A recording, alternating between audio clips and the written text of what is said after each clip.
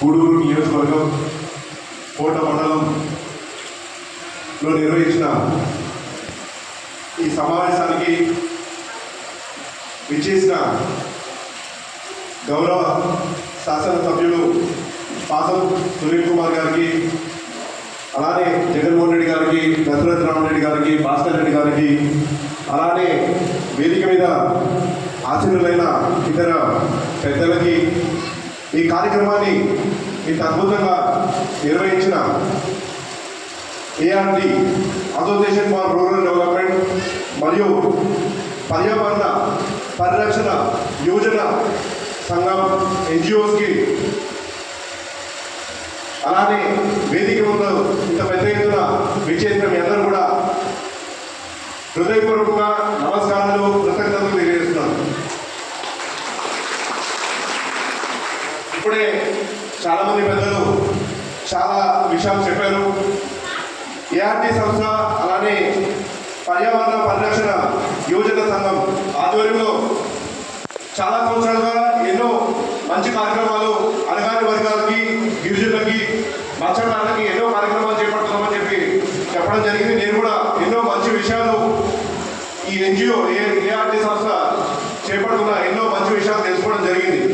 గతంలో ఏఆర్టీ సంస్థ ద్వారా అలానే పర్యావరణ పరిరక్షణ యోజన సంఘం ద్వారా మత్స్యకారులు అలానే గిరిజనులకి వలలు కానివ్వండి, పడవలు కానివ్వండి, అలానే జీవన పరిమాణాలు పెరగడానికి అవసరమైన అన్ని వసతులు కల్పించామని చెప్పడం జరిగింది. అలానే పక్క గృహాలు, పాఠశాలలు రీమోడలింగ్ చేయడం కానివ్వండి, అలానే అంగన్వాడీ భవనాలు, అలానే సామాజికంగా అణగారిన వర్గాలు ముందుకు సాగడానికి అవసరమైన ఎన్నో కార్యక్రమాలు ఎన్జిఓ చేపట్టడం జరిగింది. అలానే ఇక్కడ నేను చూడటం జరుగుతుంది, దాదాపు ఈ సంస్థ ద్వారా 6,754 మంది బాలికలపై పాఠశాలలో ఆర్థికంగా సహాయం చేసి వారందరూ కూడా ముందుకు వాళ్ళ జీవన విధానం మెరుగుపడడానికి, అలానే చదువు ద్వారానే మనమందరం కూడా ఆర్థికంగా ముందుకి, అలానే సామాజికంగా ముందుకు వెళ్ళడానికి అవుతుంది. కాబట్టి వాటన్నిటికీ అవసరమైన ఆర్థిక సహాయం ఎన్జిఓ ద్వారా చేపడుతున్నామని చెప్పి ఇందాకే పెద్దలందరూ కూడా చెప్పడం జరిగింది. ఇలాంటి చాలా మంచి కార్యక్రమాలు చేపడుతున్నారు. వాళ్ళు ఇలాంటి కార్యక్రమాలు ఇంకా కూడా చేపట్టాలి, అలానే ఇలాంటి అవగాహన సదస్సులు కూడా చేపట్టాలని చెప్పి, ఇంకా కూడా రానున్న కాలంలో చేపట్టాలని చెప్పి నేను వాళ్ళని మనస్ఫూర్తిగా కోరుకుంటున్నాను. అలానే ఈ రోజున ఇక్కడ ఏర్పాటు చేసిన సమావేశానికి నేను చైర్మన్గా బాధ్యతలు చేపట్టిన తర్వాత మొట్టమొదటిసారిగా గూడూరు నియోజకవర్గానికి రావడం, అధ్యక్షతన ఏఆర్టీ అధ్యక్షతన, అలానే ఇక్కడ ఉన్న గౌరవ శాసనసభ్యులు పాసం సునీల్ గారి అధ్యక్షత ఈ సమావేశంలో భాగస్వాములు అవడం నాకు ఎంతో సంతోషంగా ఉంది. గౌరవ ముఖ్యమంత్రి వర్యులు నారా చంద్రబాబు గారు, అలానే డిప్యూటీ ముఖ్యమంత్రి వర్యులు, అలానే పర్యావరణ, సైన్స్ అండ్ టెక్నాలజీ, అడవి శాఖ మంత్రి వర్యులు పవన్ కళ్యాణ్ గారు, వీళ్ళందరూ పర్యావరణ పరిరక్షణ కోసం ఎంతగానో ఇప్పుడు వాళ్ళ మనసును పెట్టడం జరుగుతుంది.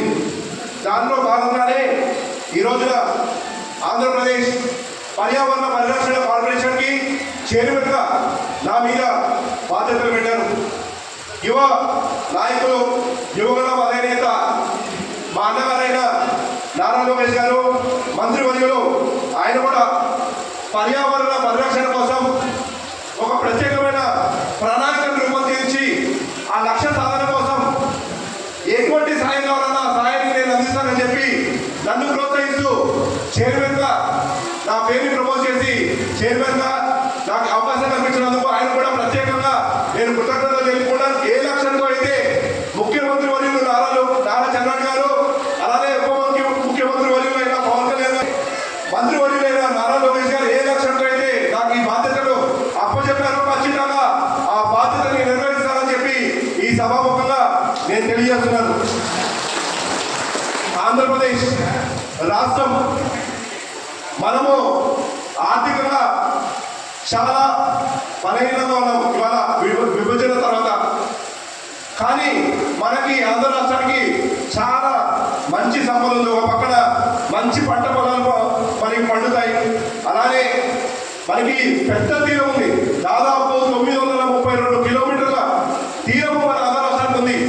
ఈ తీరం మీద అటు సముద్రంలో కానివ్వండి, అలానే అక్కడ ఉన్న చెరువులో చాలా మంది అనగాని వర్గాలు, మత్స్యకారులు, గిరిజనులు, అటు ఇంగ్లాండ్ ఏదైతే మనకి చెరువులు ఉంటాయో చెరువులు కానివ్వండి, అలానే అక్కడ ఉన్న ఈ కాలువలు కానివ్వండి, అలానే సముద్రంలోకి మత్స్యకారులు చాలా మంది వేటకెళ్తారు. దీని మీదే చాలా మందికి జీవన ఉపాధి చాలా మందికి ఈ ఏరియాలో కలిగి ఉంది. ఈ ప్రాంతం ఏరియా ఏదైతే మనకి 932 కిలోమీటర్లు ఈ తీర ప్రాంతం ఏదైతే ఉందో ఆ తీర ప్రాంతం మీద ఎంతో మంది ఇవన్నీ కూడా జీవన ఉపాధి దాని మీద కొనసాగిస్తున్నారు. కానీ వాళ్ళు ఏమవుతుందంటే ఆధునీకరణ అలానే ఇండస్ట్రియలైజేషన్ లో భాగంగా ఎన్నో పరిశ్రమలు మన ఆంధ్ర రాష్ట్రానికి వాళ్ళు పెట్టుబడులు పెట్టడానికి చాలా మంది రావడం జరుగుతుంది.